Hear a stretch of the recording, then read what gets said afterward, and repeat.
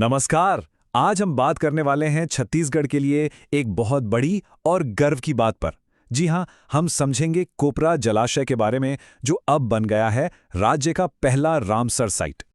जैसा कि आप देख रहे हैं, ये सच में छत्तीसगढ़ के लिए एक ऐतिहासिक पल है। आखिरकार राज्य को मिल गया है अपना पहला रामसर साइट, कोपरा जलाशय। और ये सिर्फ एक नाम नहीं है, ये एक बहुत बड़ी पहचान है जिसके काफी गहरे मायने हैं। मेगा माइंड एकेडमी के इस स्पेशल करंट अफेयर्स विश्लेषण में हम इसी खबर को आसान भाषा में समझेंगे। देखिए, ये खबर सिर्फ एनवायरनमेंट के लिए इंपॉर्टेंट नहीं है, बल्कि जो लोग सीजीपीएससी और सीजी व्यापम की तैयारी कर रहे हैं, उनके लिए तो ये एक मस्ट नो टॉपिक है। तो चलिए शुरू करते हैं। तो आज का हमारा सफर कैसा रहेगा? हम शुरुआत करेंगे छत्तीसगढ़ के इस गौरव से, फिर आगे बढ़कर समझेंगे कि भाई ये रामसर साइट्स और वेटलैंड्स आखिर होते क्या हैं। उसके बाद हमारा पूरा फोकस होगा कोपरा जलाशय पर। फिर हम जानेंगे कि इस रिकग्निशन के फायदे क्या हैं, और आखिर में कुछ ऐसे क्विक फैक्ट्स जो सीधे आपके एग्जाम में आ सकते हैं। ठीक है, तो शुरू करते हैं हमारे पहले सेक्शन से, छत्तीसगढ़ का गौरव, और देखते हैं कि ये इतनी बड़ी खबर है क्यों। तो न्यूज़ ये है कि बिलासपुर के पास जो कोपरा जलाशय है, उसे अब ऑफिशियली, हाँ बिल्कुल ऑफिशियली, रामसर साइट का दर्जा दे दिया गया है। और इसकी लोकेशन भी बहुत स्ट्रेटेजिक है। ये महानदी रिवर के अपर कैचमेंट एरिया में है।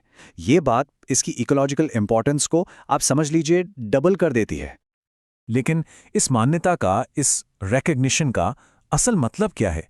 इसे ठीक से समझने के लिए हमें पहले ये जानना होगा कि ये रामसर साइट्स आखिर होती क्या है। तो चलिए अपने अगले सेक्शन में इसी पर बात करते हैं। अब मन में सबसे पहला सवाल तो यही आएगा, है ना, कि आखिर ये रामसर साइट होता क्या है? हम ये शब्द इतनी बार सुनते हैं, पर इसका आखिर मतलब क्या है? तो देखिए, बहुत सिंपल है। एक रामसर साइट एक वेटलैंड एरिया होता है, यानी कि एक आर्द्र भूमि, जिसे इंटरनेशनल इंपॉर्टेंस का माना जाता है। और ये दर्जा मिलता है रामसर कन्वेंशन के तहत। ये कन्वेंशन दुनिया भर की सरकारों के बीच एक एनवायरमेंटल ट्रीटी है। मतलब पूरी दुनिया मिलके ऐसी जगहों को बचाने का जिम्मा लेती है। इस कन्वेंशन की कहानी भी काफी इंटरेस्टिंग है। ये बात है 1971 की। यूनेस्को की पहल पर ईरान के एक शहर रामसर में एक संधि पर साइन हुए, और बस उसी शहर के नाम पर इसका नाम पड़ गया रामसर कन्वेंशन। और जिस दिन ये साइन हुआ था, यानी 2 फरवरी, उसी दिन को अब हम हर साल वर्ल्ड वेटलैंड्स डे के रूप में मनाते हैं। तो ये सारे फैक्ट्स आपस में जुड़े हुए हैं। तो रामसर साइट का दर्जा मिलता है वेटलैंड्स को। पर इन वेटलैंड्स में, इन आर्द्र भूमियों में ऐसी क्या खास बात है कि इन्हें बचाने के लिए एक इंटरनेशनल ट्रीटी की जरूरत पड़ गई? चलिए आगे समझते हैं। बहुत ही सरल शब्दों में अगर समझें तो वेटलैंड या आर्द्र भूमि जमीन का वो हिस्सा है जहां पानी या नमी भरपूर मात्रा में होती है। ये दलदली जमीन हो सकती है जो या तो हमेशा या साल के कुछ महीनों के लिए पानी से ढकी रहती है। तो ये इतने जरूरी क्यों हैं? जरा सोचिए, ये नेचर के वाटर प्यूरिफायर्स हैं, पानी में घुले पोल्यूशन को साफ करते हैं। इन पर एक बहुत बड़ा और कॉम्प्लेक्स फूड वेब यानी कि जीवन चक्र निर्भर करता है। और ये भारत में हर जगह मिलते हैं, ठंडे सूखे इलाकों से लेकर गर्म और ह्यूमिड जोन्स तक। इनके काम को समझाने के लिए 2 बहुत ही बढ़िया टर्म्स यूज की जाती हैं। एक तो है किडनीज ऑफ द लैंडस्केप, यानी भूदृश्य के गुर्दे। जैसे हमारे शरीर में किडनी खून साफ करती है, बिल्कुल वैसे ही वेटलैंड्स पानी से गंदगी और पोल्यूटेंट्स को फिल्टर करते हैं। दूसरा, इन्हें बायोलॉजिकल सुपरमार्केट भी कहते हैं। क्यों? क्योंकि ये अनगिनत जीव जंतुओं को खाना और घर दोनों देते हैं। एक पूरा इकोसिस्टम इन पर चलता है। चलिए, अब जब हम वेटलैंड्स की अहमियत समझ चुके हैं, तो वापस आते हैं अपने स्टार पर, कोपरा जलाशय, और जानते हैं कि इसमें ऐसी क्या खासियत है। तो सवाल ये है कि आखिर कोपरा जलाशय को ही ये दर्जा क्यों मिला? देखिए, इसकी कई वजह हैं।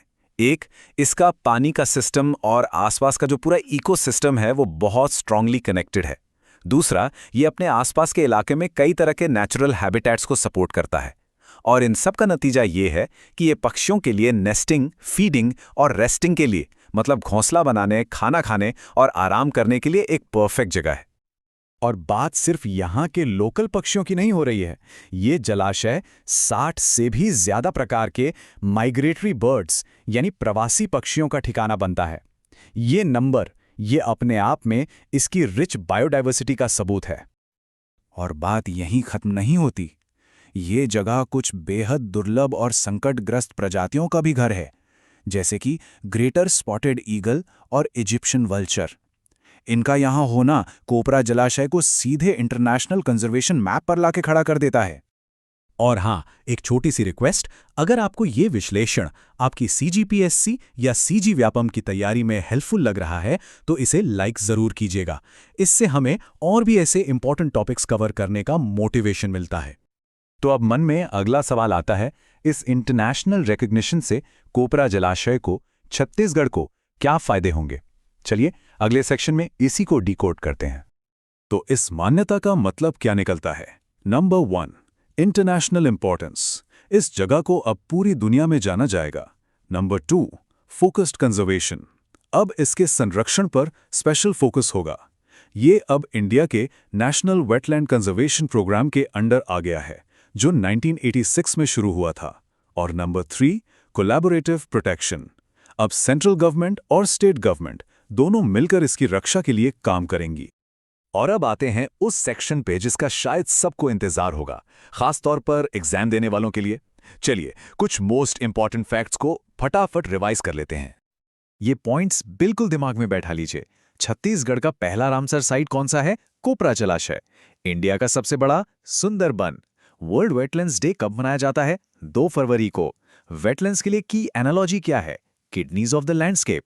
और की कॉन्सेप्ट बायोलॉजिकल सुपरमार्केट। ये facts exam point of view से सुपर इंपॉर्टेंट है। इस पूरी चर्चा के बाद एक सवाल आप सबके लिए। आपके हिसाब से हमारे देश में वेटलैंड्स को बचाने के लिए, संरक्षण के लिए सबसे जरूरी कदम क्या होना चाहिए? अपने विचार नीचे कमेंट्स में जरूर बताइएगा। और ऐसे ही करंट अफेयर्स के आसान और सटीक विश्लेषण के लिए मेगा माइंड एकेडमी को सब्सक्राइब करना बिल्कुल मत भूलिएगा। धन्यवाद।